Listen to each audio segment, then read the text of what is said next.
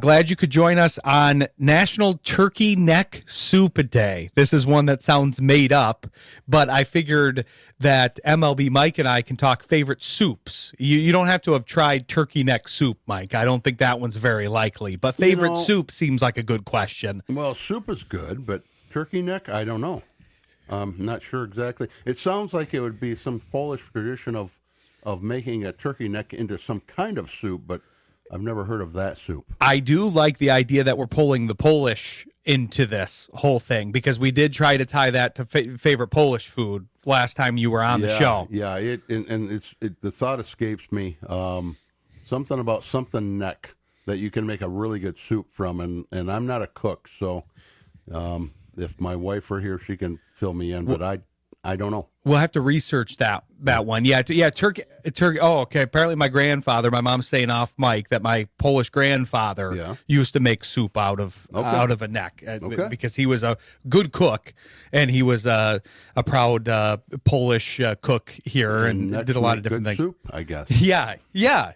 The fact that sometimes I pick a random. There wasn't really any other better days to pick, but sometimes it's funny what they make a day out of. Like to make a day out of specifically turkey neck soup seems kind of crazy, but we do have a lot of good stuff to talk about. We were talking some baseball in studio here. We were talking March Madness as well, because I mentioned on the show that I had been to the Big Ten tournament, and the Big Ten has been featuring very prominently in this tournament. So Illinois and Michigan both made it. Michigan's looking strong. That's Mike's team. They're looking pretty dominant. They've got the tougher matchup. They've got Arizona, so that's the tougher matchup on that side. I think a lot of people are assuming whoever wins that matchup will win the whole thing.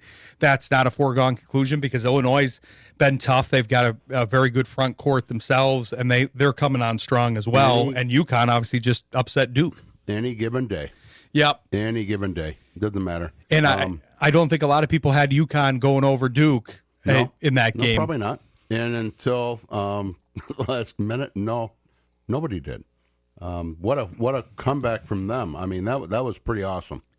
That was feel good for that kid. Oh yeah. Well, that was a classic. I mean, you think about, because I was having flashbacks at the end to the old Christian Laettner shot, because they had roughly the same amount of time left. Yep. Duke could have done something similar when they had the ball at the end. And that shot's going to go down with that Laettner shot. That's going to be one that people look back on. I mean, Laettner's probably in his 50s now or something like that. It's been a while. And we still go back to that, that shot. Grant Hill was the one on the pass, and he's now on the microphone and in the Hall of Fame. So they're in their 50s. This kid's a young guy, but we're going to be talking about him when he's 50, no matter what he does, basically from here on out. So that was a pretty cool game in general. And then Michigan's just been dominant on the other side. So that's going to be a front court matchup for the ages, I think, between them and Arizona. Yeah, they said against Tennessee. I didn't know much about Tennessee at all, but 1 versus 6. But they handled them much like the second game, much unlike, I should say. Michigan poured it on and didn't stop. Duke poured it on early and then seemed to stall some and let them be around. Michigan didn't let Tennessee do that. They got up by 30 or something, and I think 34 was the final score. But I was watching with a buddy, and Duke, UConn, and they're letting them hang around. They couldn't quite pull away. And my buddy said the rule of thumb is get it 10-ish with 10 minutes to go. 9, 10, 11 points down, and they got it to 9 with 10 to go, but they still had a chance to pull away, and they didn't. Nope.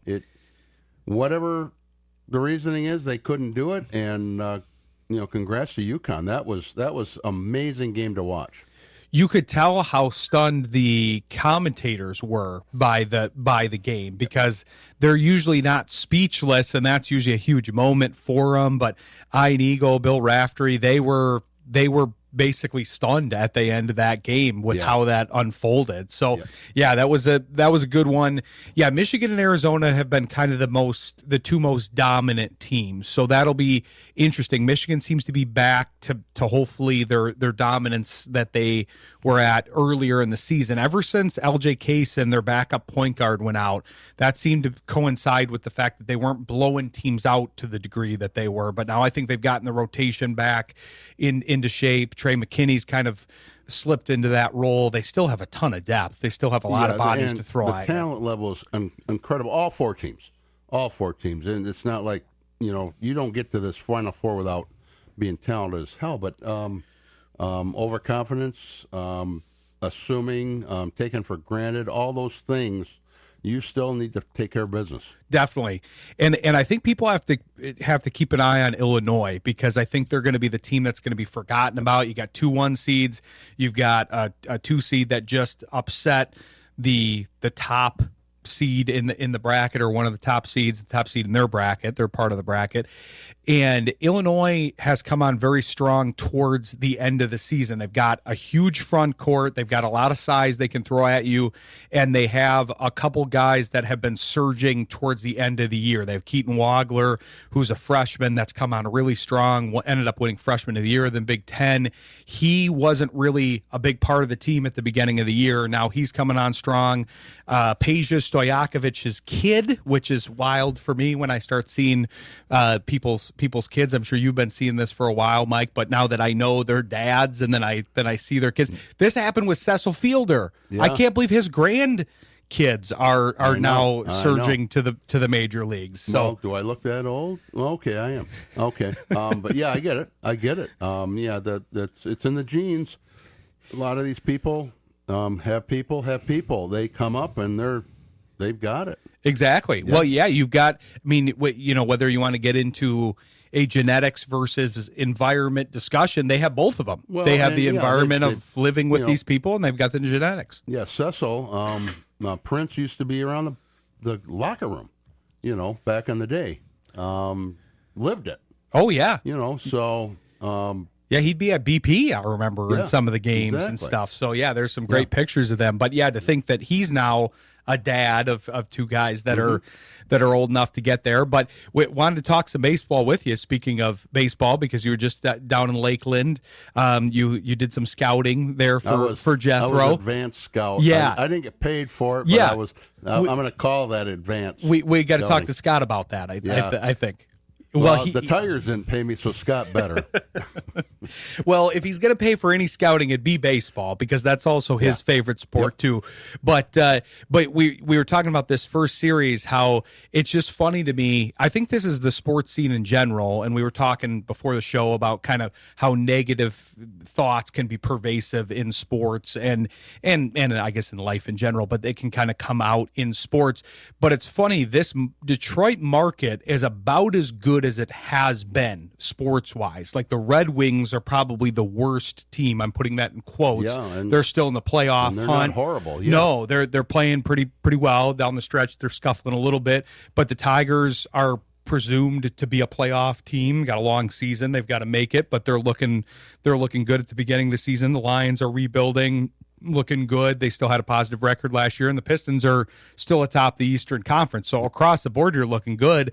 But it's funny, you have a pretty good first series against the Padres, and then people still say, well, you lost the one game. Yeah, this didn't go right. And I don't want to be the old guy on the porch next door, but I am. I have a whole different perspective on everything. They're not hitting. The first game they hit pretty well. Second game, not so much. The third game, not so much.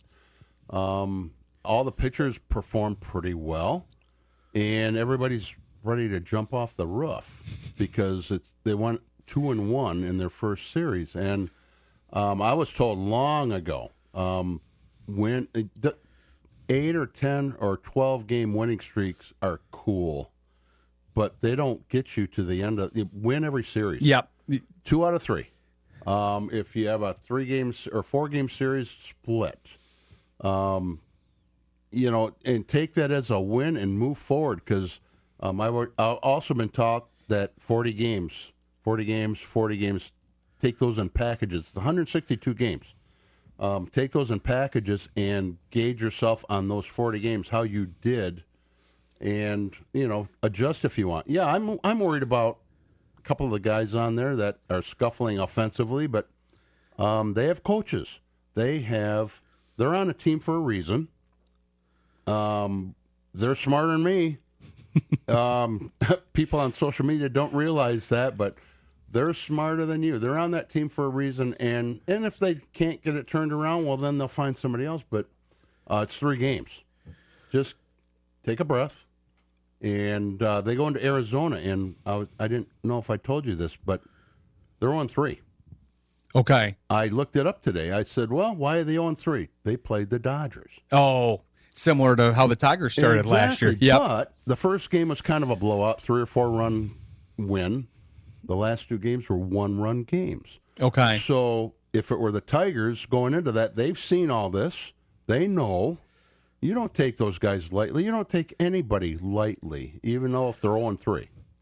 Oh, yeah, especially in baseball, because, it's so streaky, as you were talking about. You go on these 12-game win streaks, but then sometimes that could be followed by a 12-game losing streak. Like, That's why you want to win the series. Yep. That's, as Meatloaf said, 2 out of 3 ain't bad. Little packages.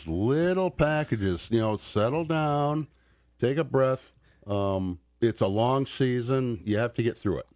And it's funny because I felt very positive after I've seen all 3 games. We'll have to see. Lynn Henning will be our first guest. He's a longtime Detroit news writer, and he's very in depth about this stuff. He has a great he has the Tigers intelligence report, so I figured he was a good fit for the Intel show here. But I will have to get his opinion, but I was feeling very good. Like you said, okay, they lost their last game. It wasn't a blowout. They just couldn't get the bats going. But McGonigal, who's been the big conversation, they did end up pulling him up, and obviously he got off to about as hot of a start as you could. Yeah, he had 3 strikeouts in that third game that everybody's crying about, but they even looked like good at bats there, and yeah, they just couldn't really piece anything together. They were close. But he's looked good, and overall the hitting has looked decent. Like you said, hopefully you can get a few guys going. Carpenter's got to get going. There's certain guys. Veerling, couple of that worry me a little, but let's see. But no, I thought about this today. Okay, 2-1. Everybody's jumping on everything. You got to fix that. Got to fix that. Got to fix that. There's 32 teams. How many of the other 31s are totally happy with how things are going right now? Oh, yeah. Just settle down. Well, to think about where they were last year versus this year even, and think about the fact of, look at the rotation. Like, we're 3 games through, so we're at the number 4 starter for tonight in the 4th game, and they still haven't pitched Verlander or Mize yet in the starting rotation. That's a very good, strong, deep starting rotation. The relievers, this is one of the subjects I want to talk about with Lynn, because he had a great article about how the depth in the bullpen should help them a lot, because I had said it a lot on the show last year. They were really overutilizing those relievers. And so when people were saying, well, Tyler Holton doesn't look the same, because he's pitched too many innings. He's tired. Yeah. It's just going to be natural. And then on the hitting side of things, if Veerling, who, is off to a slow start and is probably going to need to work his way back into a groove, if he's your worst hitter, if he's the guy at the back end of the bench as far as your fielders and hitters go, you're in pretty decent shape, especially because you're probably due to pull some guys up as the year goes on too. Yeah, and they're going to mix and match that lineup every day. He said that. It's McGonigal's not going to start every game. He's going to get plenty of bench time, be able to come off the bench, but all those guys, it's a mix and match thing in the last few years with Hinge, and he's become a master at that. So I'm willing to give it to the guys that know what the heck they're doing, and I'm going to sit back and hopefully they're right. And that's a rare but very correct way to go about it, which is leaning on these people that they eat, sleep, and breathe this kind of stuff. Well, yeah, but lots of people know what they're talking about out there. Yeah. Well, Well, not. Yeah, exactly. Well, thankfully, we have one that does know what they're talking about coming on next. We have Lynn Henning of the Tigers Intelligence Report, and he'll come talk with Mike and I and talk us through this first series and how the season is going and expecting to go here as a whole. So stick with us. You're listening to Sports Intel on Jethro FM. We're really happy about this next guest. Mike and I were talking about him leading into the segment. This is an Intel crossover. One of the things I want to ask him, he's been on the beat for a long time. He's going off on his own. He was with Detroit News for a few years. I don't want to, exaggerate it. I don't want to make him, I don't want to age him at all, but he's been on the beat for a long time, a lot of experience. But I've noticed, Lynn, this is Lynn Henning of the Tigers Intelligence Report, that there's a lot of people that are leaning into the intel portion, including our two outfits. So, what better partnership can we make between Sports Intel and Tigers Intelligence Report?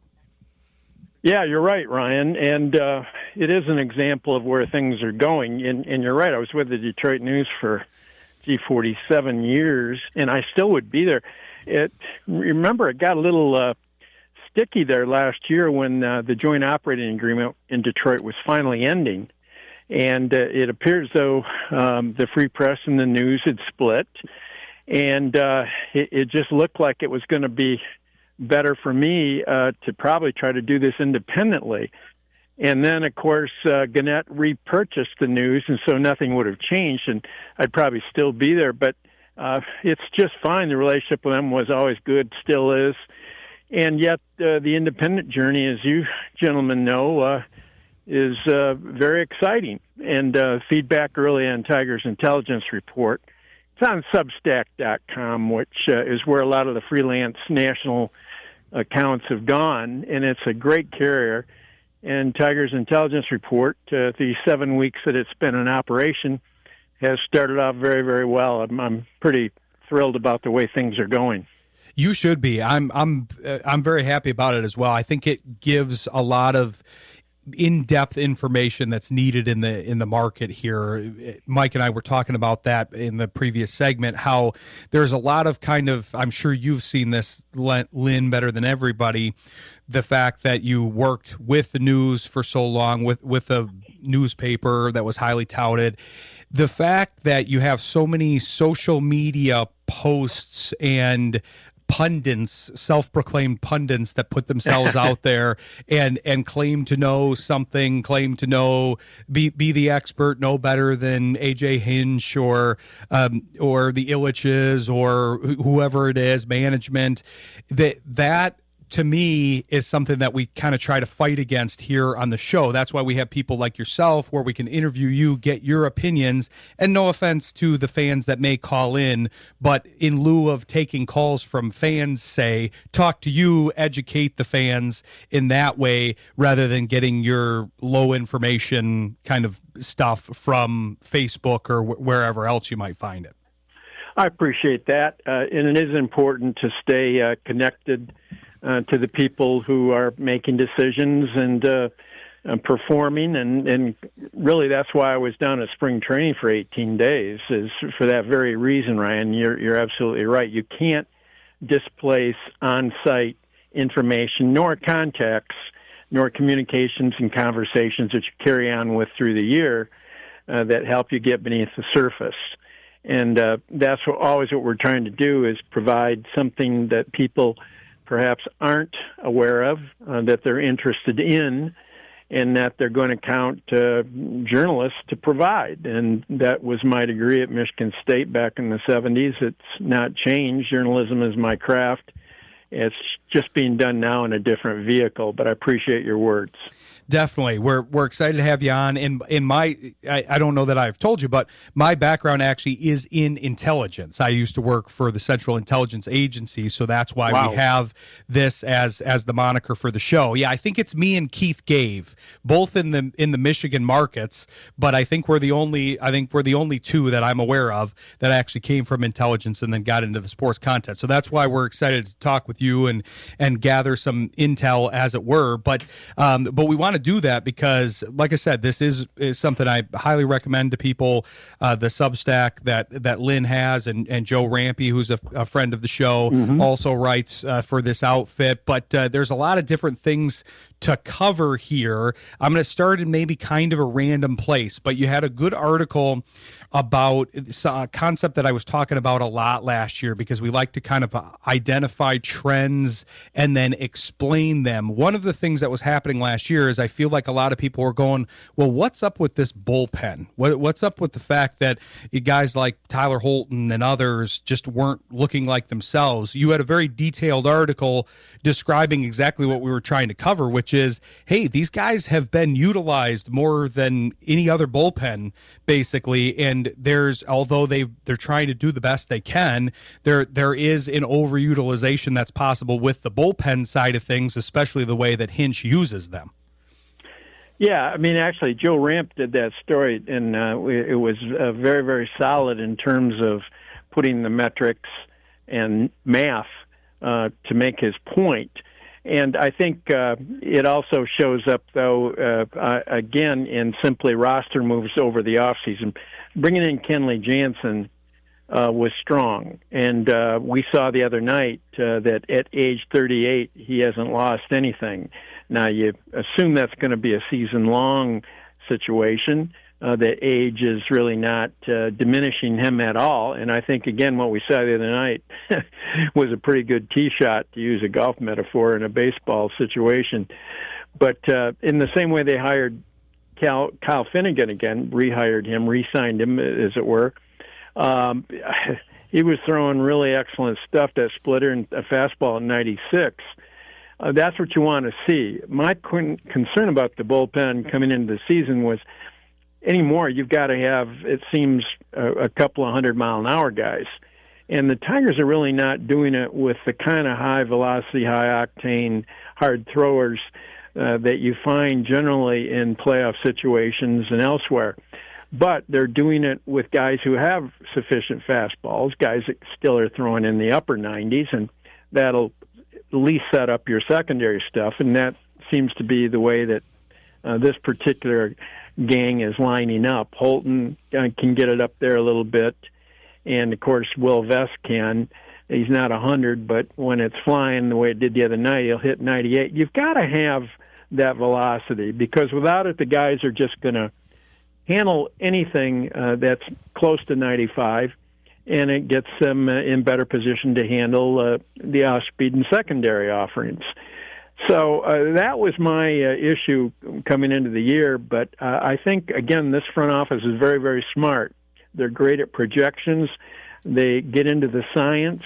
They know what age does. They know what everyone was throwing at the end of last year, and they can pretty much compute whether or not that's going to carry over. And for that reason, I give them a lot of credit, because they're being right now, even after 3 games, pretty much validated in how they read these guys and their performances. That bullpen in all 3 games has pitched very, very well. And that can be a weak link, as we all know, pretty quickly with any team. It can be very mercurial. So you're always, you might say, never out of the woods.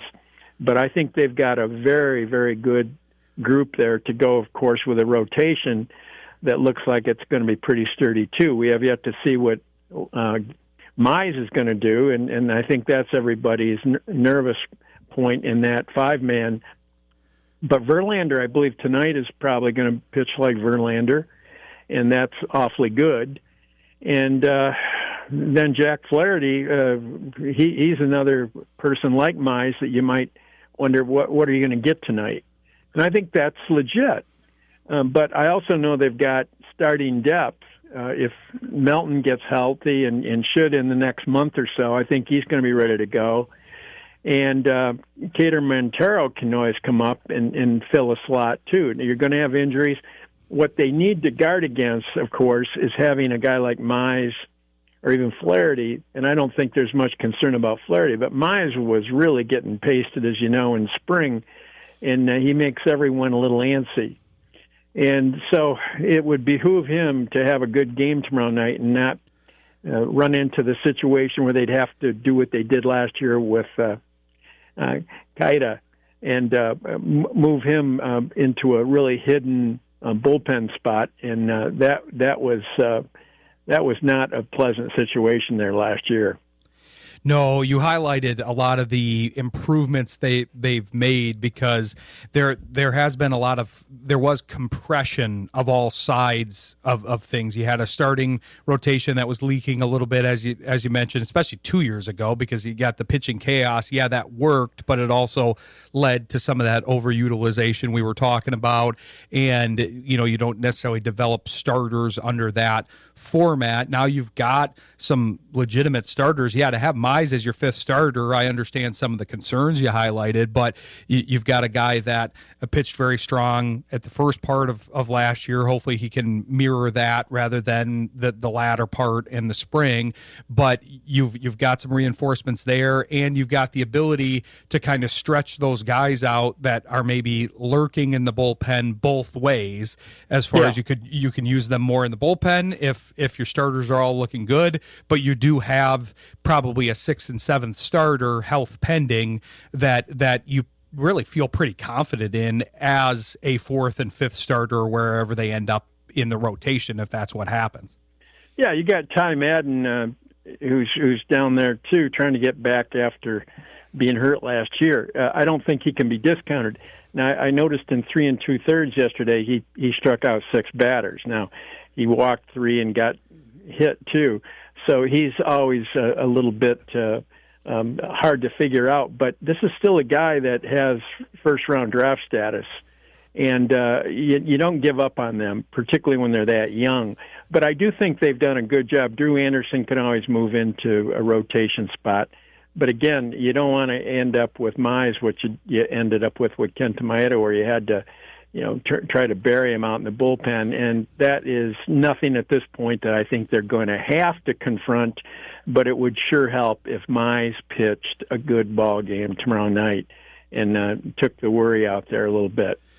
Well, and hopefully this was something that was pretty apparent, I thought, at the beginning of the season last year. Hopefully the lack of pressure, the fact that Mize was further down the rotation, the fact that Torkelson wasn't really in the conversation a lot at the beginning of the year of being the savior, being the star player, I thought that helped kind of take some of the pressure off of them and helped their start to the year. So hopefully the fact that we're talking about Verlander and Valdez and obviously Skubal and others, hopefully that means that Mize can kind of slide in and say, yeah, I can be a very competent fifth starter on this team. That's a role I can fill well here. So yeah, hopefully that'll start off well. We got to take a quick break, Lynn, but I want to then turn our attention to the hitting side of things, because it was apropos that we started with the pitching side, because that's where a lot of the movement was. That's where a lot of the acquisitions were in the offseason. But the hitting has been interesting, and obviously that's going to hinge on some of the young guys and more contact. So we'll come back with Lynn Henning of the Tigers Intelligence Report and talk about the hitting side of things on the Tigers after the break. Stick with us. You're listening to Sports Intel on Jethro FM.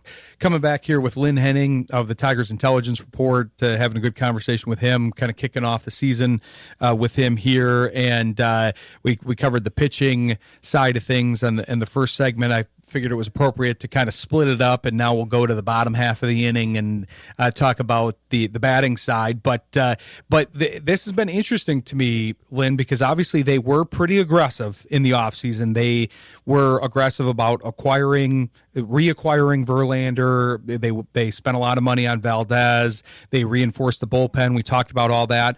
They didn't, however, spend a lot of money on the hitting side of things. And I think people were kind of expecting something. Some of the fans were clamoring for, okay, do we go after Bregman again, even though that didn't really seem to be a great match, ballparks and other things aside.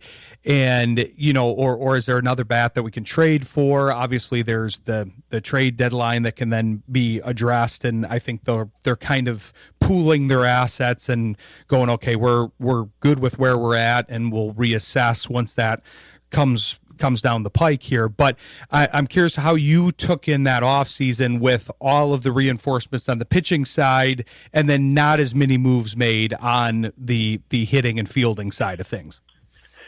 No, I actually expected them to really not do much in terms of offense, because they've got so many young guys who can frankly break out. And that goes for either McGonigal, who I thought as early as last June, would put pressure on them at spring camp to make the team. He was that good then. And, of course, we saw what happened in Florida and then what happened in San Diego. And the kid belongs. He's going to make a big difference. But at that point, Ryan, what you do is you either play him at short or at third base. That means, too, you've got Colt Keith, and now you've got, of course, a second baseman who's back, Gleyber Torres. You got Torkelson at first, and you've got four outfielders. And so where exactly is he going to play, this guy that you're acquiring? Now, if you want to go and get Bregman, you're going to have to send a bunch of guys down or trade a bunch of guys for nothing. And it just didn't make sense to me. If Bregman wanted to play in Detroit, he would have signed for $171.5 a year ago. But he doesn't like the ballpark. He wanted to go to Fenway, and then he wanted to go to Wrigley.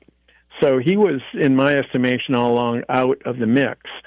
That, in turn, again, leaves you with a core group of young hitters, some of whom are going to break loose. And it's not just McGonigal that I thought would probably turn things around here for them. I knew Colt Keith was going to hit, and he is going to hit, and he's only, 24 years old, 23. They've got a guy there that can make a big, big difference, and ultimately was going to settle in and mature a little bit as a hitter. I think you're seeing that even now after a few games in San Diego. You're seeing what likely could be his arc this year. The right side of the infield is all set.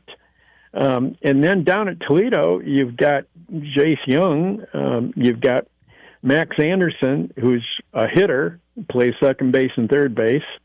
You've got Hao-Yu Lee, who's injured right now. He is a hitter who can play third base or second base.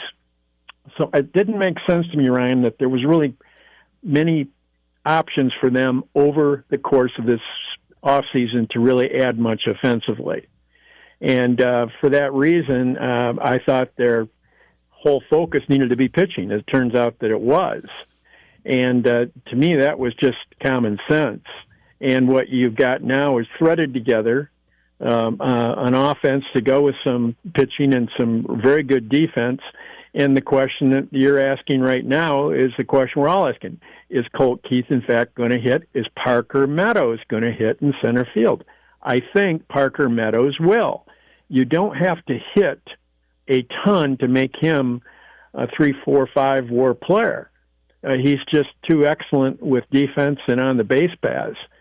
And he's got power, so if he hits 230, in my estimation, he's going to get his 15, 18, maybe 20 bombs. I think we all got misled a little bit last year when he missed those first 3 months and really never got into sync. But again, youth and talent on his side, I think we could get a potential plus out of him in center field to go with the fact that now you got McGonigal and Colt is going to be okay no matter where he plays. And then Dylan Dingler, we don't have to over exaggerate his rookie season. It spoke for itself. It was excellent, offensively and defensively. And then you got Riley Green, and you've got Carpenter and Wright. You can do some things with Mac Vierling. We haven't really talked about him, but he's a handy guy. And it's really when you begin assembling all of these various nuts and bolts in this roster, it's a really good baseball team. I mean, it's better than the team that has gone to the playoffs the last 2 years. Now, I picked them to win 88 games this year. That might be a little low. Other people I respect and who don't get carried away have said more like 90, maybe even better than 90. That could happen. I'll not wager much on that. But this is a good baseball team, Ryan, and I think they're really heading toward what should be a division championship, and then we'll see 6 months from now, a long 6 months from now, how they're built potentially for the playoffs.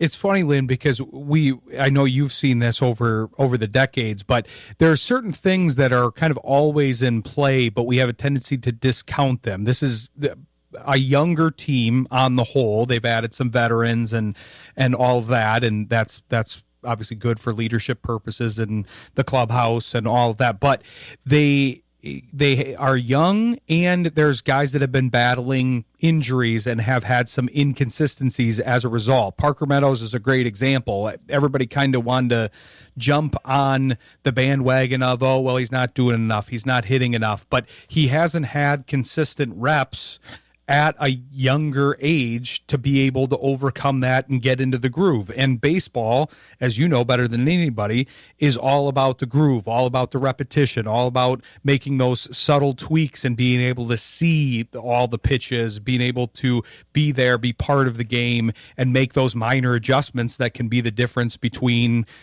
fouling something off and getting a home run. But yeah, I like what we've seen even with him so far, because it seems like they're having an emphasis on the base running element. They've always emphasized the base running, but not necessarily the base stealing. And so I like that it seems that they're going to get him out there on the base pass and take advantage and say, hey, this is one way that we can improve his WAR. We're not just going to go first to third with him. If he gets on base, he's going to be a viable option to go take the next one. Yeah. Again, they've got a lot of positional flexibility, and they've got a lot of skills within those flexible guys. Vierling, again, we come back to him. He sent Wenzel Perez down to Toledo, so that tells you plenty about him. Of course, the fact he can play third base and right field, center field, tells you just as much.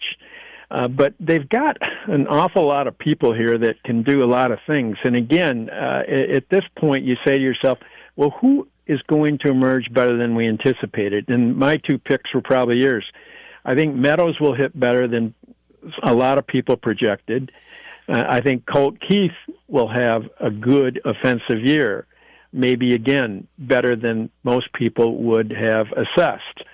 Then you toss in the difference maker for me all along was going to be McGonigal. If he could give them a bat at shortstop, then A.J. Hinch had a transformed lineup. Well, he's going to do that because the kid is simply too gifted of a hitter. And we knew that in his minor league days, short as they were, and now we've known it in this cameo in the big leagues. And, not every game is going to go great. Not every week is going to be a ball of fire. But what you're going to see here is a very extraordinarily talented offensive player who also, by the way, has shown us some defense at third base and at shortstop. And that was probably more the concern. But he has looked so fluid out there, making all the plays, very much comfortable, not handcuffed. And so the Tigers have here, and I would have said this before San Diego, probably the front bet for Rookie of the Year. And I'm still thinking that. If he stays healthy, you're going to see a very potent presence in Hinch's daily lineup. I agree. And it was just funny to me because I had been following him in the minor leagues a lot. We have a lot of folks that come on here and cover the minor leagues for us and have a lot of friends in the system. And so we've gotten a lot of looks at him. We've talked about him a lot. And in addition to all the things that you mentioned, the fact that he does clearly have the hitting prowess, it's also the consistency at such a young age. I don't think this is going to be too bright of lights for him in the major leagues. He's going to be able to, he's going to have a down week. Everybody does. But I think he's going to be able to overcome that, which is a huge skill for a young guy. Yeah. In the whole realm of Tiger hitting, and I've said this, and people have said, you must be crazy. And no, I think he might arrive in a big league uniform with more hitting prowess than any Tiger prospect since Al Kaline. And people say, well, how can you do that? And I said, well, very frankly, Trammell was not that great of a hitter when he arrived. He was ready for the big leagues, but he wasn't a great hitter. And Whitaker was probably the stronger offensive bet, but was not anticipated really to be what he became ultimately career-wise with his bat. Kirk Gibson was not on that level of a hitter that McGonigal is. We can go up and down the line, Lance Parrish. We can talk contemporaneously here about a lot of people, but there has not been a prospect who has arrived in the big league dugout for the Tigers with hitting skills to quite match Kevin McGonigal. I don't think it can be overhyped. It's just funny how the hype seemed to kind of be a little bit on the lower side for him, and then now it's grown, and then obviously he had the first game where that's going to do a lot as far as the hype train goes. But great stuff, Lynn. We really appreciate you joining us. We appreciate all the information and the intel. We'll look forward to having you back on and following you as the season goes on. But be sure to tell people where they can follow your new outfit here. Yeah, it's a real easy, probably Google search, just Tigers Intelligence Report, or just do Substack.com. Either way, Tigers Intelligence Report will jump out. And again, I really like what we're doing there with Joe Ramp. And we've got as a consultant Mike Smith, who, of course, was 15 years in the front office with Dave Nabrowski. And he really knows his stuff. So we're building a brand here, Ryan, and I appreciate the conversation with you tonight. Thank you. Definitely. You're welcome, and we'll look forward to having you back on as the season goes on, and we'll be following you in the meantime. Thanks, Lynn. Okay, Ryan. Thank you. All right, Bye take now. care. Thanks to Lynn Henning. Great stuff from him. Be sure to follow that outfit. I didn't realize Mike Smith was involved, but I know he's been posting more on social media. That's a good contact for them to have as well. So it's a good intel for you folks that like intel. But we're going to switch our attention here to hockey. We're going to talk to Devin Little of the Hockey Writers and talk about the Red Wings, who are apparently already in the playoffs. They're kind of in the playoff hunt, obviously, and all these games are kind of feeling like the playoffs. So we'll get a feel for them from Devin and talk some puck here after the break. Stick with us. You're listening to Sports Intel on Jethro FM. We're happy to bring on this next guest, Devin Little. He does a great job covering the Red Wings and hockey in general for us. He writes for the Hockey Writers, and I was just pulling up some of his articles actually in preparation with the segment, and I feel like you asked an interesting question given what happened after the break, but the Red Wings finally went for it. They made a couple big moves at the trade deadline, and I think the moves have looked pretty decent as far as the players that they acquired have looked good, but the team as a whole has been scuffling. Obviously, the injury bug finally bit. That's really the law of averages, I think, hitting, because I think they had 50 games missed to injury before the Olympic break, and that was the lowest in hockey by far. But I'm curious. I was reading your article talking about, hey, did they do enough at the deadline? I think with how they've been playing lately, people are going to be wondering that, especially with the injuries coming, but they still did make some key moves. Yeah. Interesting how much a few weeks changes things, right? Definitely. Yeah, it's really interesting because, like you were alluding to, they went out, they acquired Justin Falk from St. Louis, they acquired David Perron from the Ottawa Senators, I think generally speaking, both moves were well received. I think that you could, see the logic for both moves as well.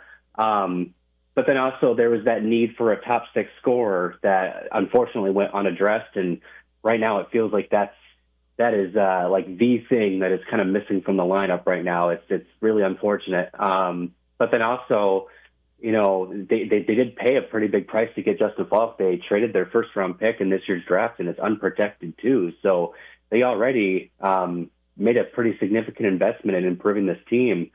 And then, to think what else they might have had to have invested to acquire a top six scorer, it's they already are kind of maybe not all in on this season, but they definitely made a big investment. But if they were all in on this team and they still were or are where they are now, it'd be a real hard time here in Hockeytown.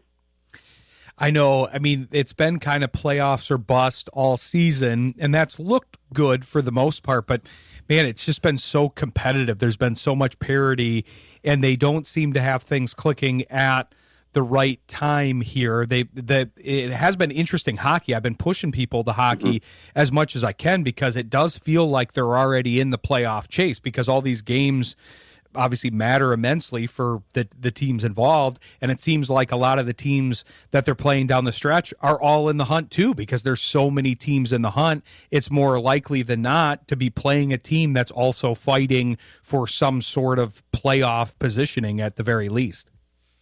Yeah, my fiance's been making a joke. I keep saying I got to watch the game tonight. It's a big game. Every single game's a big game. What's going on? Well, it's March. But yeah, no, and it's you mentioned the team, the law of averages. The team finally is starting to deal with injuries. It was bound to happen eventually, right? But also they're dealing with this. And it just feels like there isn't a single team in the Eastern Conference right now that is also losing games. Every single team that they're jockeying with for position right now is, they win their game and Detroit loses. And every now and then they catch a break, but it's such a crazy season. And, let's make no mistake about it. The Red Wings are having a good season and they're probably going to finish at least 90 points. And I think we would all agree that if you told us that, at the beginning of the season, we'd take it. And yet it feels like despite all of that, they're more likely than not to miss the playoffs now. And it's a real shame because like I said, it's been a good season, but it doesn't feel like it right now, does it? No, just with how it's been going lately, and I agree with you. I mean, I do think that because usually I lean on kind of the more positive side of things as far as like, hey, I mean, we were talking about this with the Detroit sports market in general. And this is no shade towards the Red Wings. It's more of a compliment to the market as a whole. The Red Wings are currently maybe the worst team of the major four sports teams in the Detroit market. Yeah. And that's because of the playoff history, the recent playoff history, and they're still having a great year this year. Everybody else, I mean, the Pistons are atop the Eastern Conference. The Tigers are coming in with a lot of juice here, and they had a good offseason.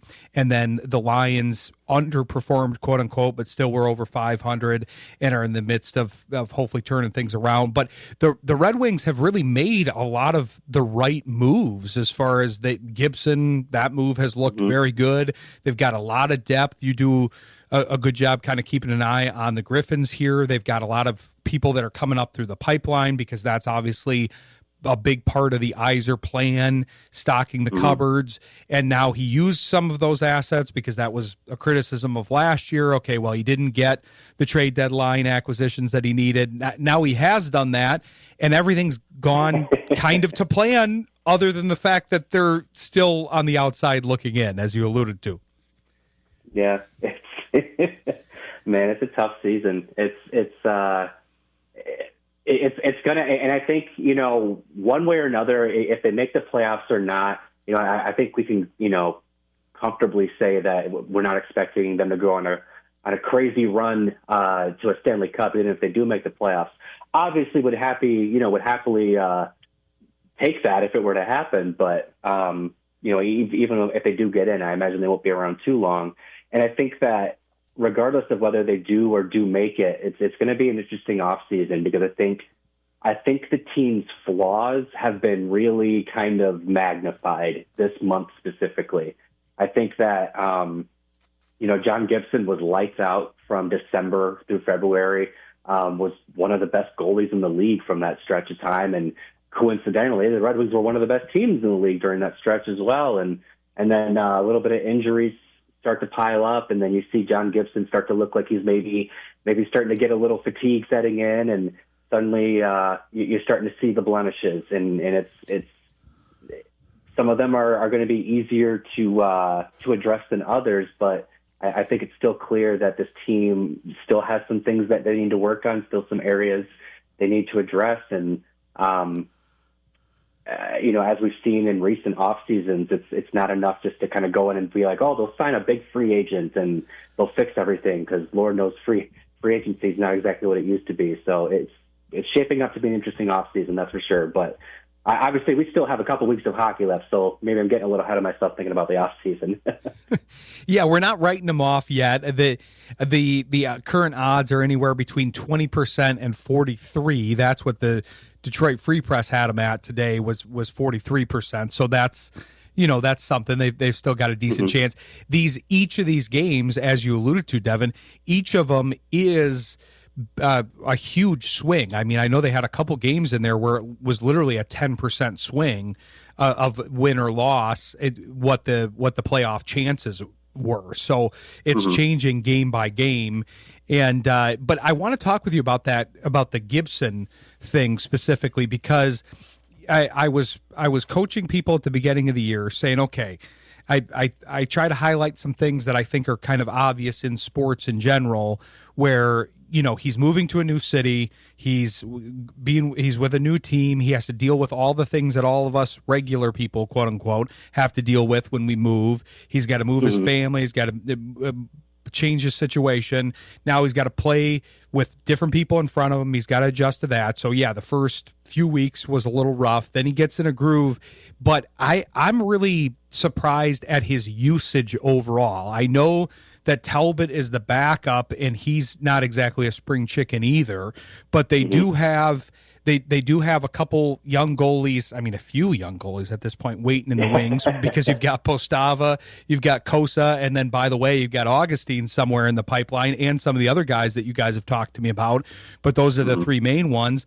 So I'm just surprised how much they've used him. I get that he's the number one goalie. He's played like it, but it just seems like they've used him more than I would have expected after they toggled out of the 1A, 1B, where we were a little confused who was 1A and who was 1B at the beginning of the season. Now we haven't even seen the backup goalie much at all. Yeah, no, I would completely agree with you. It's kind of like it's almost like a bittersweet thing. It's been a minute. It's been a long time since the Red Wings have had a true starter in that. We've had the tandem thing here in Detroit for at least the last 5 seasons, maybe more. But it's been nice to kind of know who the starter is on any given night. And Gibson's given them quality goaltending, like we were just talking about. But maybe it's a combination of things, because I know I was certainly expecting them to get Sebastian Kosa specifically into at least a couple games this season. They drafted him in the first round back in 2021. That was 5 years ago.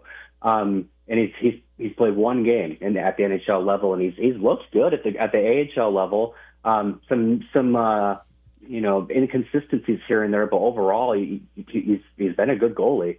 And maybe it's because Gibson looked phenomenal in that stretch from December to February, and you want to make sure you aren't disrupting his flow, and don't if it ain't broke, don't fix it, and so they don't want to disrupt things.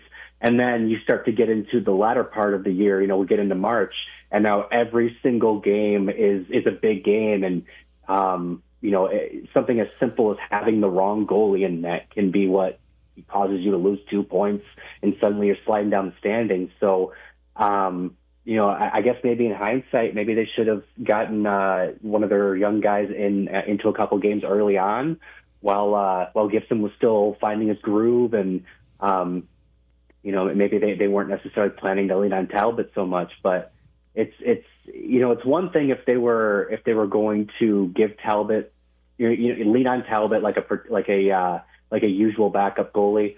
He plays the second night of back-to-backs.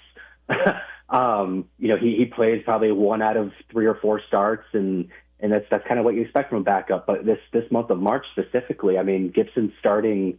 He started, I think, 12 in a row, or his next one's going to be his 12th in a row, or something like that. Like that's what the Connor Hellebucks and the Andre Vasilevskis of the world do. Job Gibson's proven that he's a really good goalie this season, but I don't think anyone thinks he's at that level. So. I'm right there with you. I'm really honestly just kind of puzzled with what the Red Wings' plan is in terms of how they're going to manage the sheer amount of bodies they have on their depth chart and goal moving forward. Exactly. I want to come back and talk about this a little bit more because it is kind of an interesting situation that we probably haven't talked about enough on the show, especially now when they're in this pre-playoff hunt here. But we'll come back with Devin Little of the Hockey Writers. Stick with us. You're listening to Sports Intel on Jethro FM. Coming back here with Devin Little of the Hockey Writers, having a good conversation about the Wings. I do want to drill down a little bit more into the goalie conversation because like I said, I kind of took you through the beginning of the year, kind of coaching people on, hey, Gibson's got to adjust. Then he did, but it's almost, you hit on something that made me think of something that I hadn't thought of before, but you were talking about kind of the abundance of goalies in the system. And we all know that, but they were also working that 1A, 1B format where neither of them really were a true 1A, but one of them was a 1A and they had to play them as such, try to play the hotter goalie in the recent years here. Now they have a true number one, but it's almost like they're operating in more of a scarcity mindset. I like to study a lot of mindset stuff, and you've got a scarcity mindset versus an abundance mindset, which basically means like,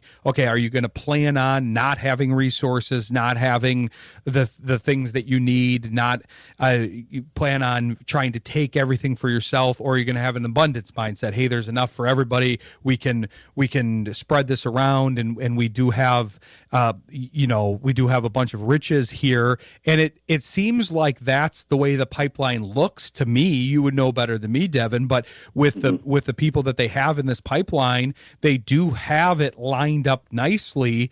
But I would prefer not to burn out Gibson in the meantime. It's like, hey, I'd like him to stick a little while, considering the assets they paid to acquire him and what he's being paid contract wise and everything. Like, let's have him be the number one goalie, and then ease in, a Kosa, and then eventually an Augustine, maybe Postava gets in there, whatever, as Talbot makes his exit at some point. I'm not trying to push him out, but obviously he's on the older side as well. Yeah, it is interesting. And I kind of like, how the framing of, scarcity versus abundance, because, the clear-cut fact here is that they do have an abundance of talent, of goaltending talent in the system. Obviously, just to echo it, Talbot, he's in the last year of his contract. He's on the older side of things. I think most people would assume, that after this season, he's not going to be with the Red Wings anymore. Maybe he will be, but I think that most signs are going to point to that. Now, Gibson signed for one more season. He's almost a slam dunk to be the number one goalie for the Red Wings next season. I don't know. It'd have to be a crazy scenario where he's not going to be that. Now, that obviously leaves the number two spot open, and you've got Sebastian Costa, who's been the heir apparent, the goalie of the future since the moment the Red Wings drafted him 15th overall in 2021. Is in his third full season with the Griffins. Has been playing very well. A little bit of a dip in recent weeks, but overall he's had a really strong season. You've got Trey Augustine, obviously just finished out his season with Michigan State. He's widely considered to be right there with Costa in terms of being one of the top goalie prospects in the world. And Michael Postava has been a delight and a very pleasant surprise as a undrafted free agent addition. And he's only, I think it's 8 months older than Costa. So he's right. He's a young guy too. And I guess the thing for me is, at some point you have to know what you have, right? It's just basic asset management. I think that, Costa specifically, that when you invest a first round pick in a player, that's a significant investment. You need that investment to pay off, one way or another. And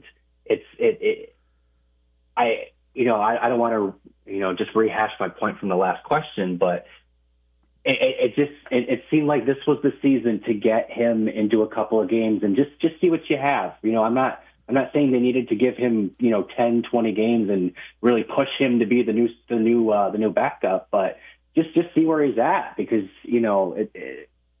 you're kind of forced into a decision in this offseason because Augustine's got to have somewhere to play and play a lot of games, not just, be second fiddle to someone. Postava's, proven that he's a capable goaltender. You can't just kind of shove him to the side. And then Kosa, you've got 3 young goaltenders that you need a spot for, and you don't necessarily know where they're going to line up. And it's a really interesting spot to be in. And I think that if circumstances were different, they might have a better idea of what that's going to look like. And I think it's going to be one of the biggest question marks the team has to answer this off season. And it's probably even weirder too, because technically, assuming they're just going to kind of let those 3 figure it out, you're not going to actually answer it in the off season. You'd answer it in training camp. So it's going to be maybe it'll be a question for all through summer and into fall.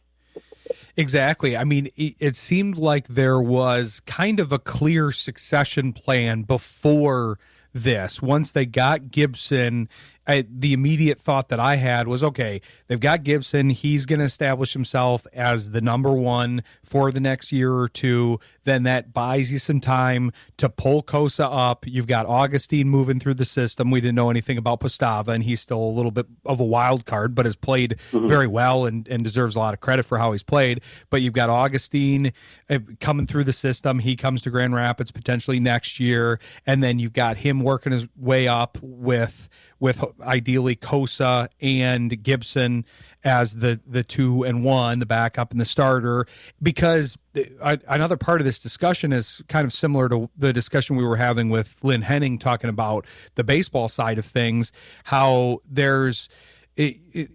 they were trying to decide whether or not to bring up Kevin McGonigal, and he kind of had done everything he could do at the minor league level. That was part of this, where it's like, well, what more do you need to see from him? Yeah, he's a younger guy.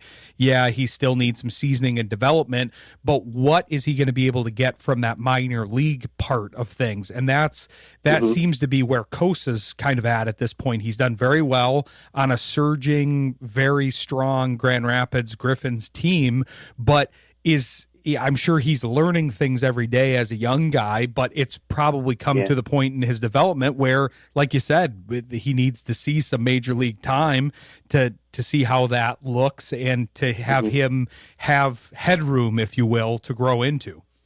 Yeah, and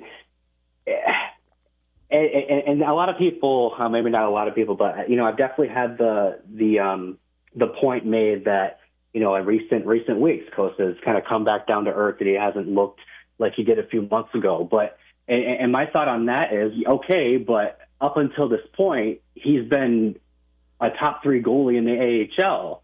And even still now, he's still top 5 in all major statistical categories in the AHL.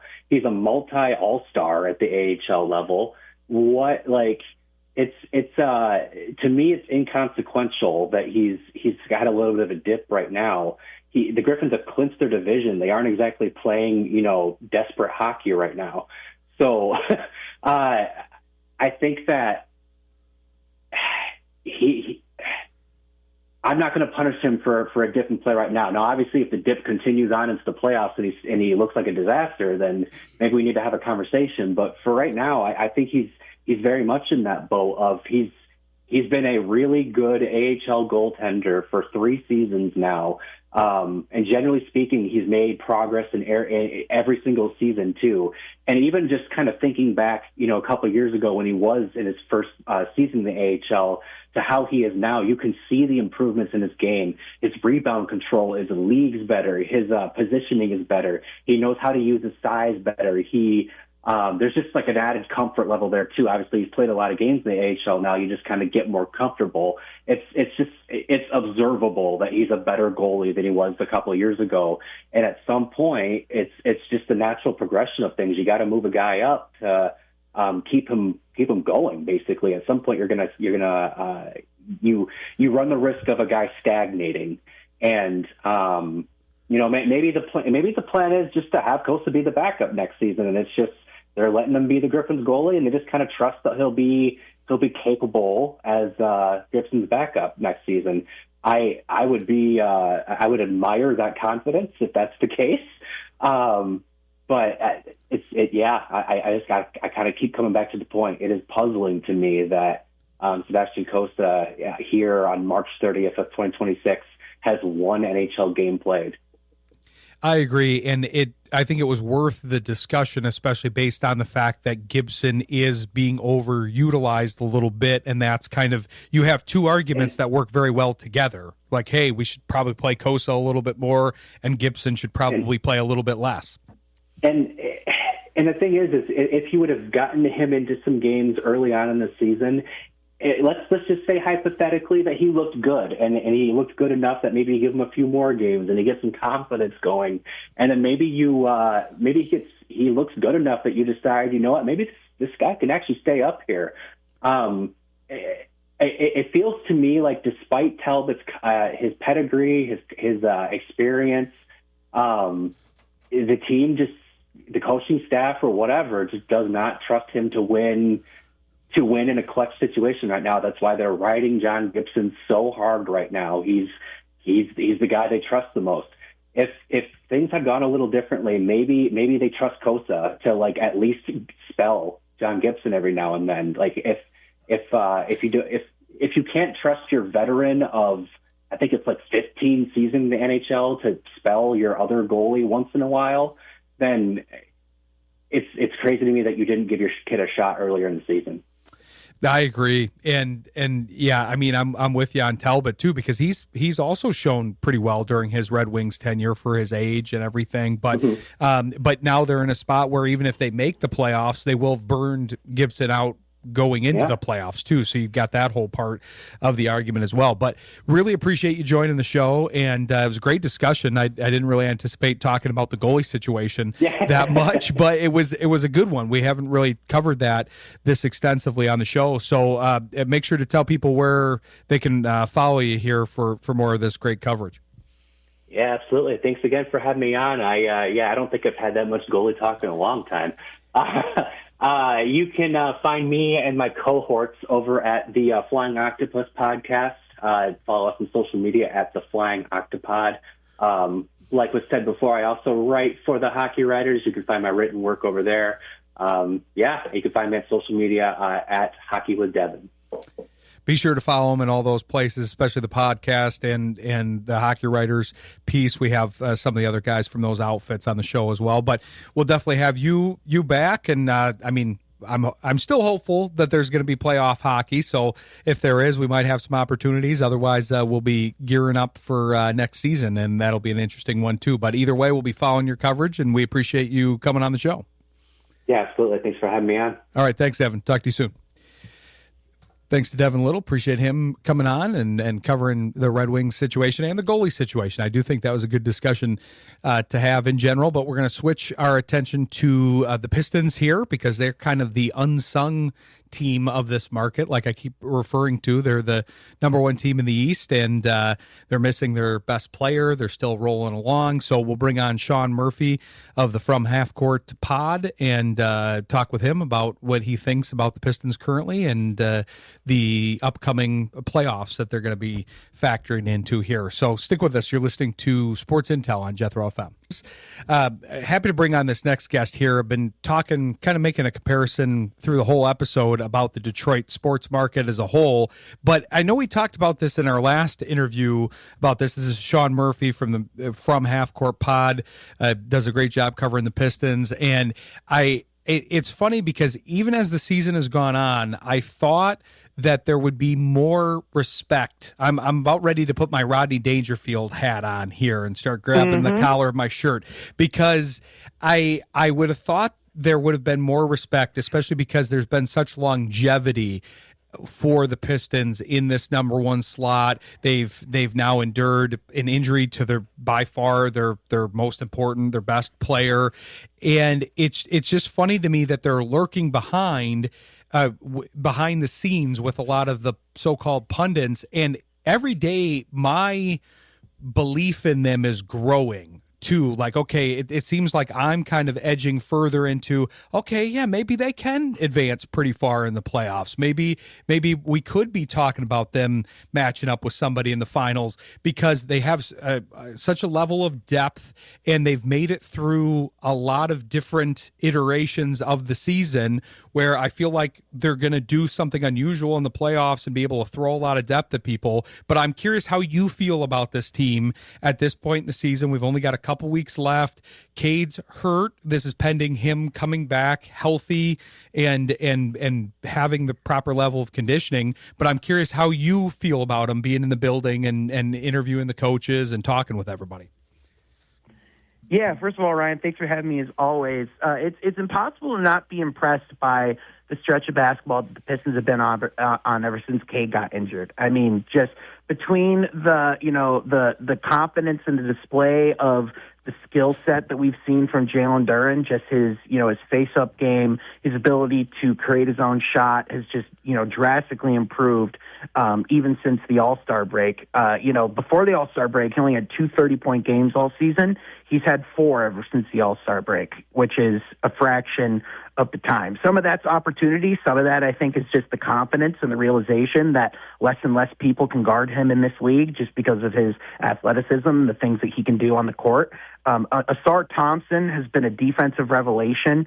In a 4-game stretch from the Warriors game to the Pelicans game, he had 15 steals and 5 blocks. Reminder that he's 23 years old. And so the Pistons, conventionally, I think just because a lot of NBA pundits, if you do look at history, naturally teams, that are this young don't really have, a whole lot of history of getting deep into the postseason and, winning a title or things of that nature. But I don't think that was really ever, necessarily the conversation. It's I think the Pistons can still get really far. I think the Pistons, if all goes well, I still think they can get to a conference finals. I think it's fair to have questions from there. And obviously I know because of the depth of the East, because of the rise of teams like the Hawks, because of, the surgence of the Hornets and how well they've been playing since the new year. This East does have teams at the bottom where you do have to take your first round matchup very seriously.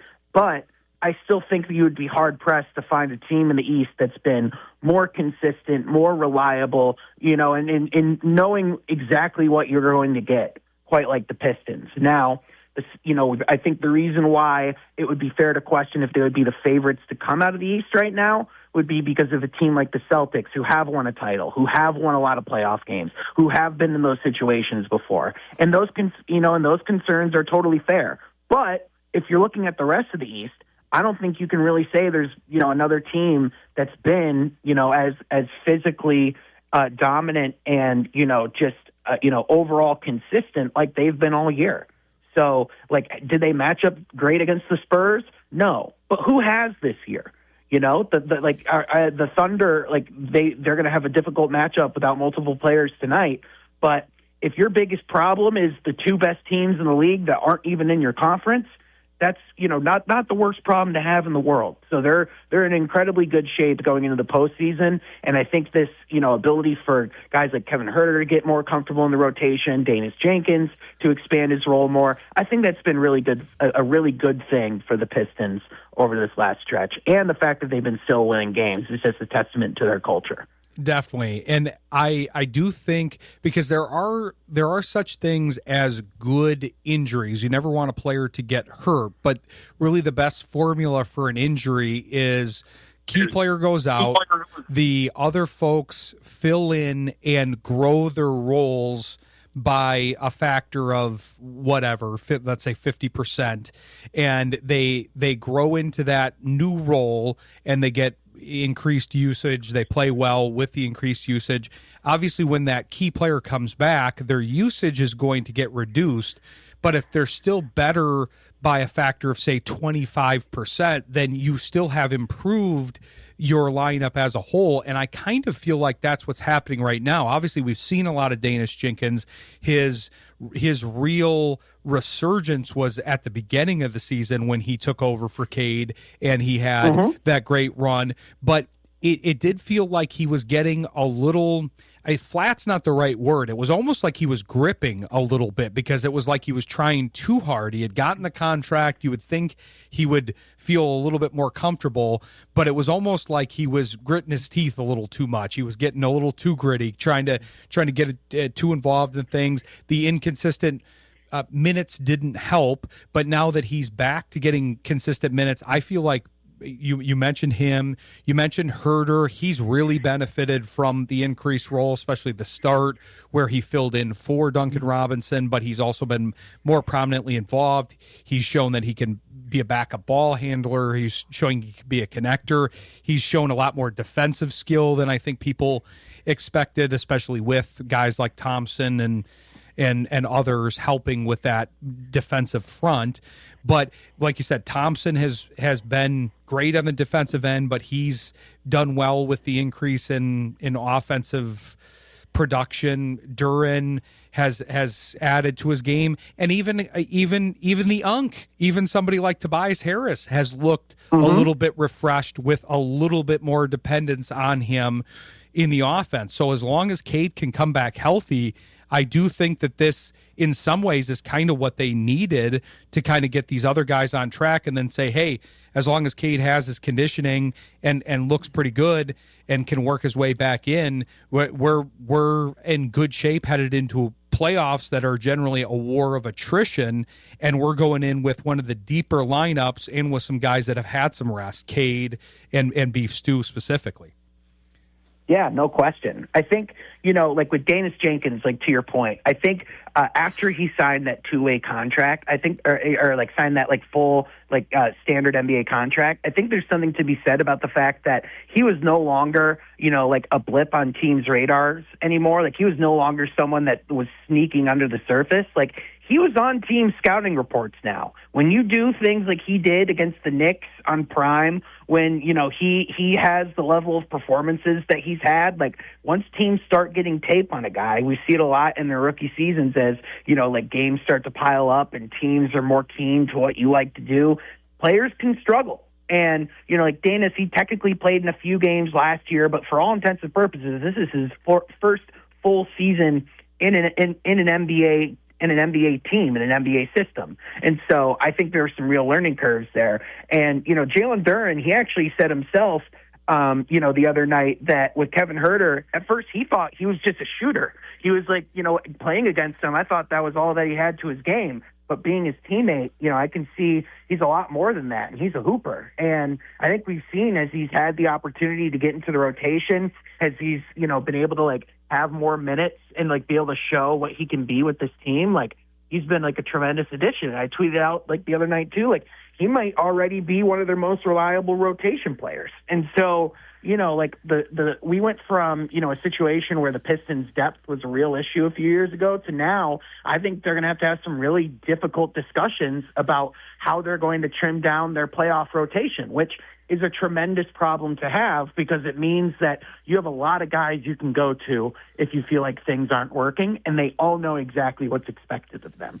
And so, like, to your point with, like, the lack of respect, I don't think the way that the Pistons are playing right now is being talked about enough. Like, if you want to talk about, to me, like the perfect resume or like the perfect statement of why JB Bickerstaff should be Coach of the Year, it's this stretch right here. It's the fact that even without the guy who has so much of the load offensively, who does so much for this team, both on and off the floor, he's the guy that they all refer to as their leader, they're still winning. And they're still doing it the same way they've done it all year long. And to me, like that's coaching, and it's pretty clear.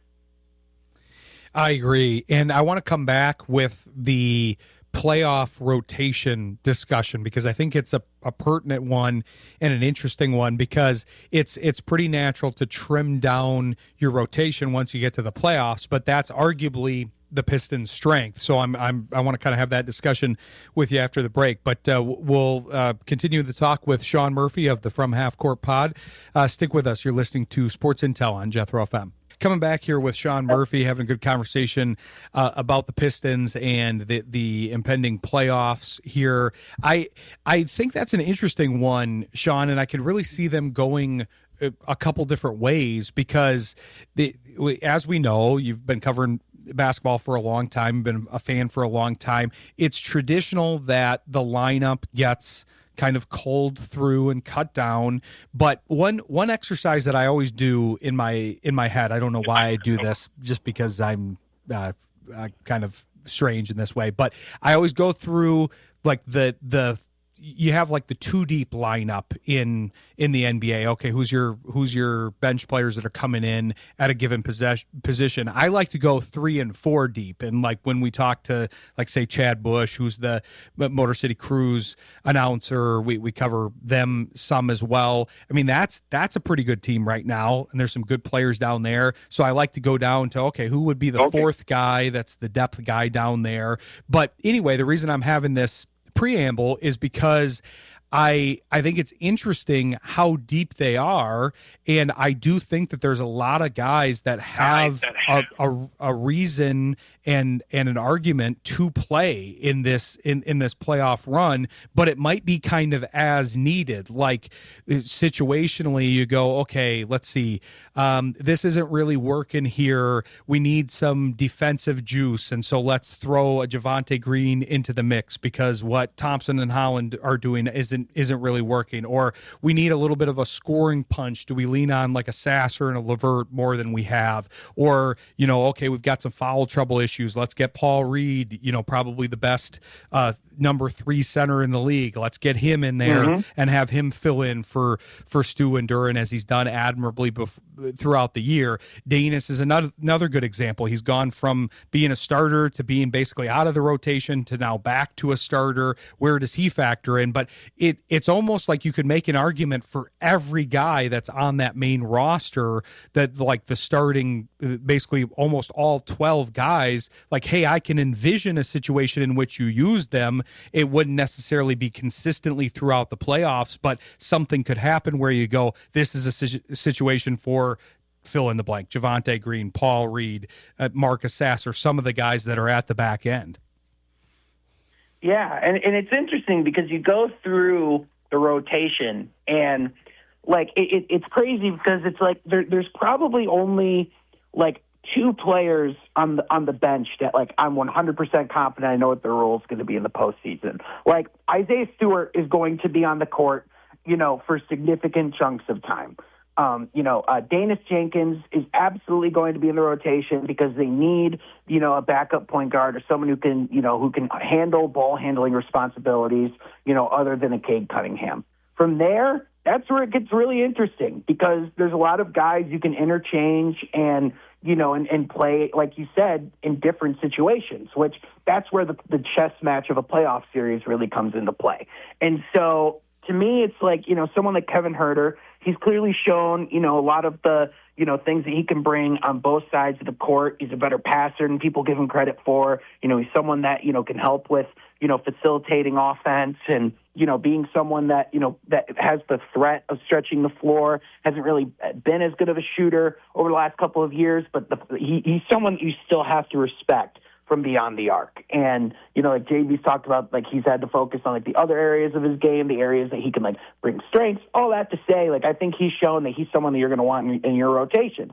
And so it's like, it gets interesting because it's like, well, Ron Holland is still there and is like a demon on the defensive end. And as we've seen, is someone who is extremely valuable, but we've even seen his minutes start to get cut a little bit over the last week or so. And so it'll be interesting to see, with his youth and some of his inexperience, how much that's going to come into play. Like you said, Javonte Green, he's someone when he was signed at the beginning of the year, I didn't even think he was going to factor much into the rotation, but he's been a major piece of their rotation. He's someone on the defensive side who always seems to come in and make positive contributions and makes really good plays. Someone who, has definitely exceeded my expectations in Detroit. And he's someone that is someone that you'll want to have on the court if you can.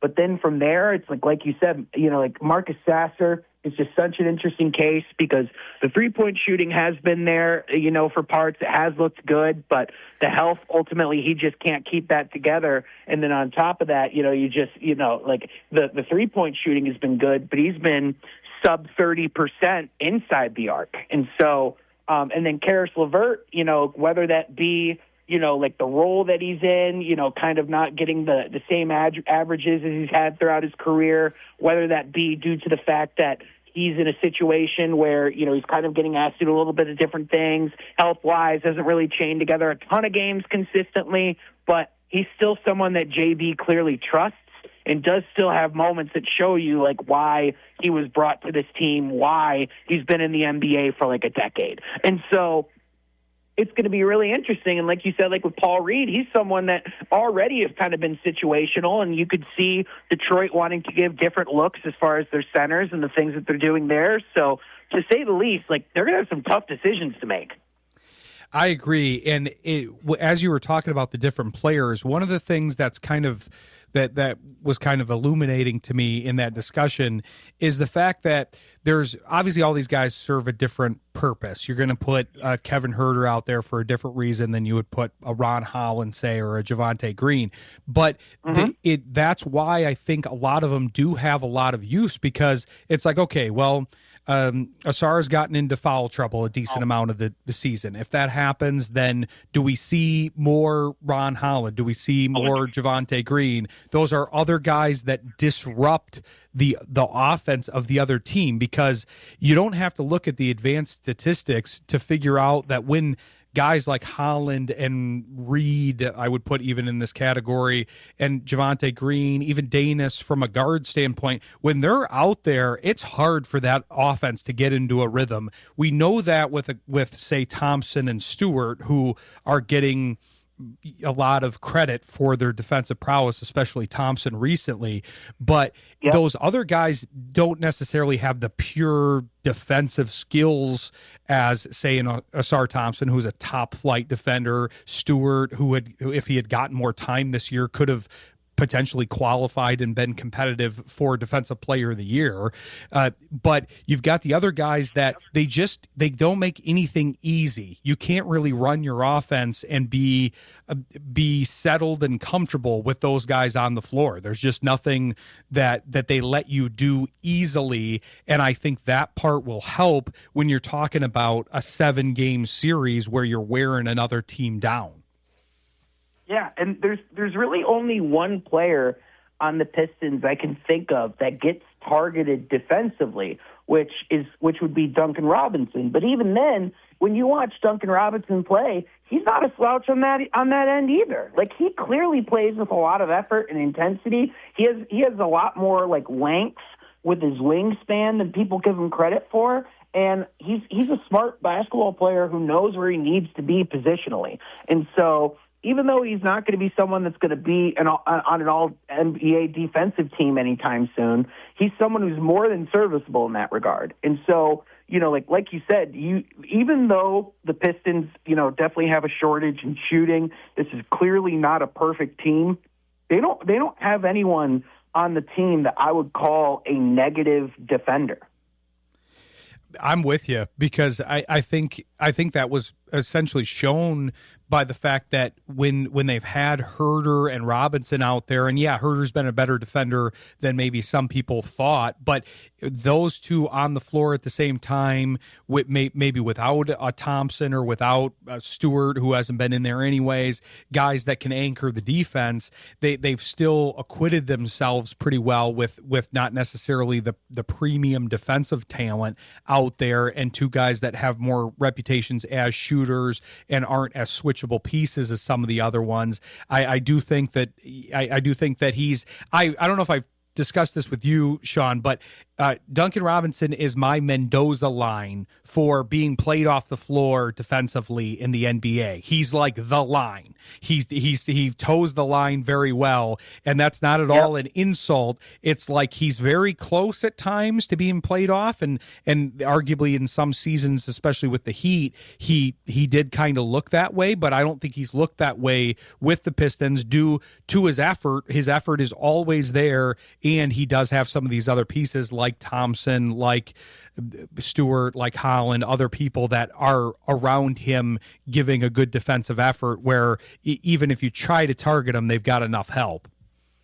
Yeah, I think there's a confidence that's there, to your point, when you have because like it's not like he was playing with some slouches in Miami either, right? Like he had Jimmy Butler, his prime at one point. Bam Adebayo certainly, has been a great defensive big for years, but it's like you have players at just about every position on the Pistons when they're healthy that are a plus defender or who are giving you real effort and intensity on that end. And it's like when you have that like you have a guy like Asar Thompson who can come and be your help defender, or when if someone blows by you like on the back line, you have either Jalen Duren or Isaiah Stewart. Which, by the way, Duren's made some a lot's been made of his growth on the offensive end. He's made a lot of strides on the defensive end as well. And so, when you have those guys in the back line, it's like, oh yeah, by the way, your franchise player Cade Cunningham's a really dang good defender himself.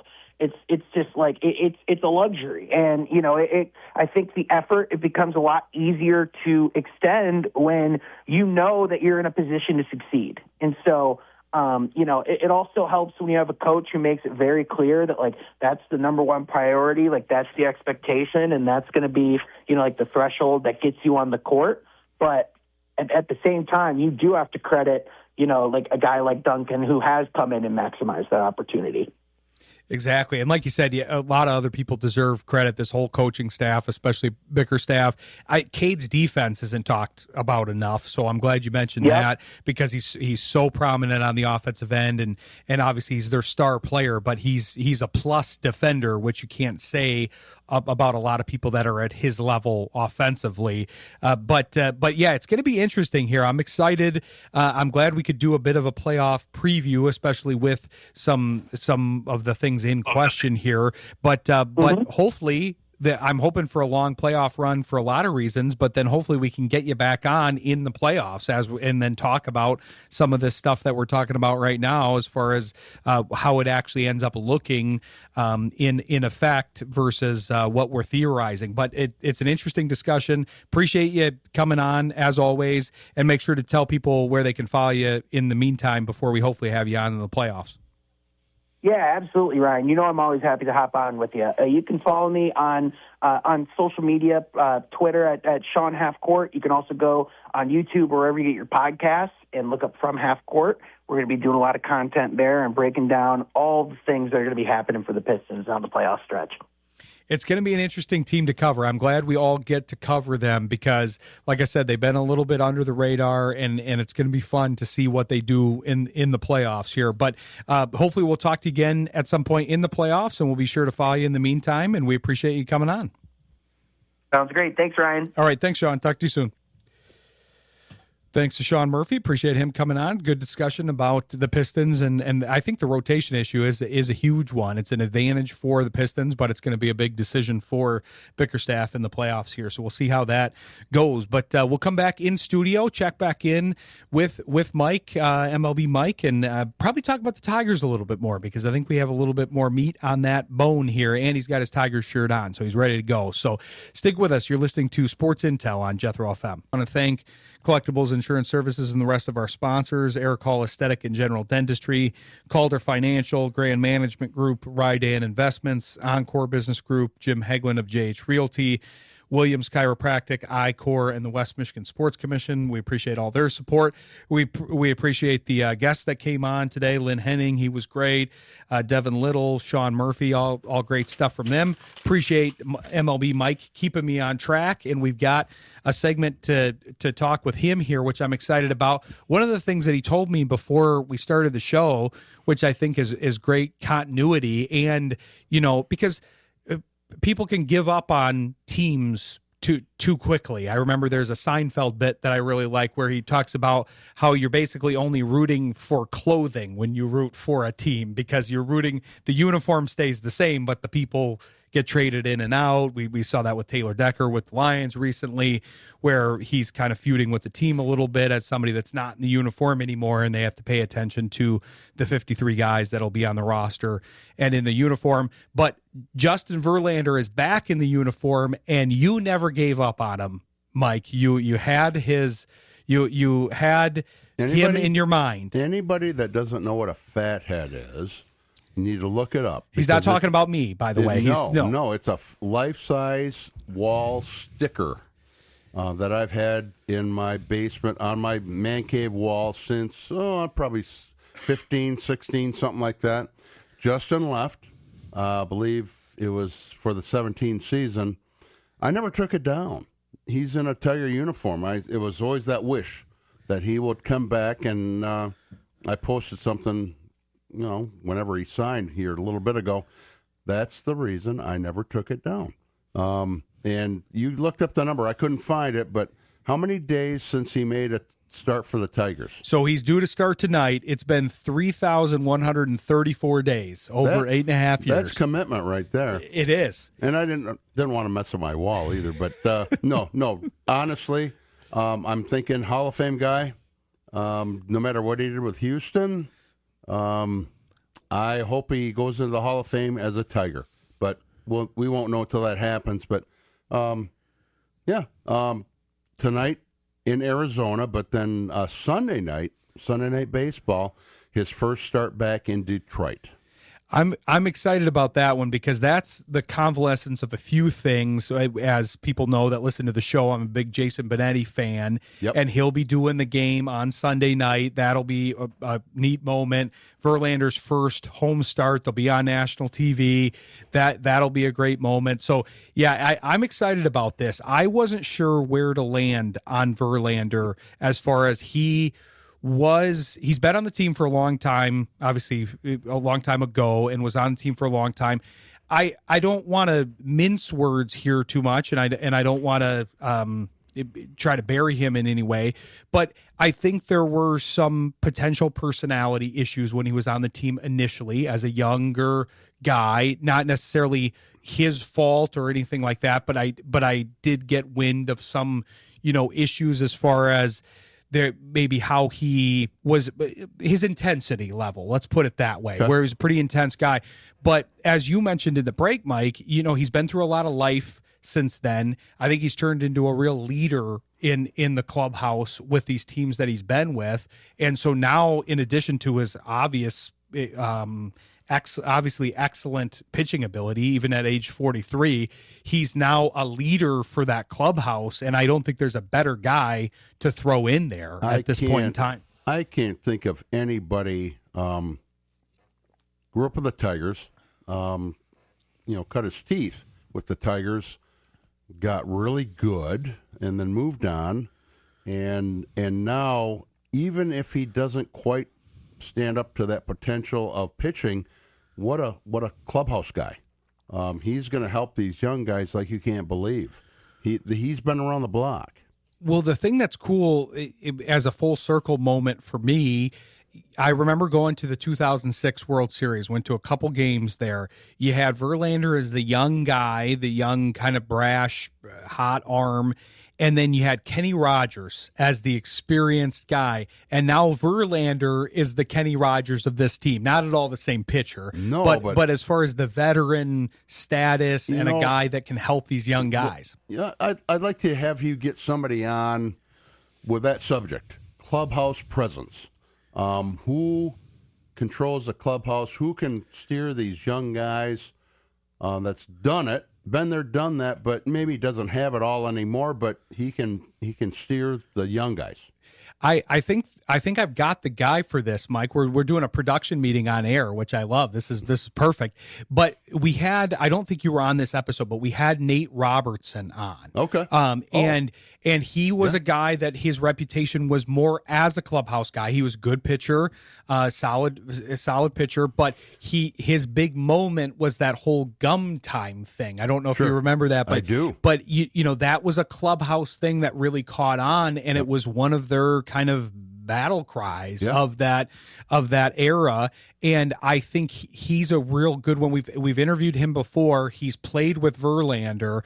I think he'd be a good one to speak on, like maybe some of the evolution stuff and how important that clubhouse stuff is too. Well, you hear that a lot. You hear that a whole lot, that a guy, a veteran, he might be a great player.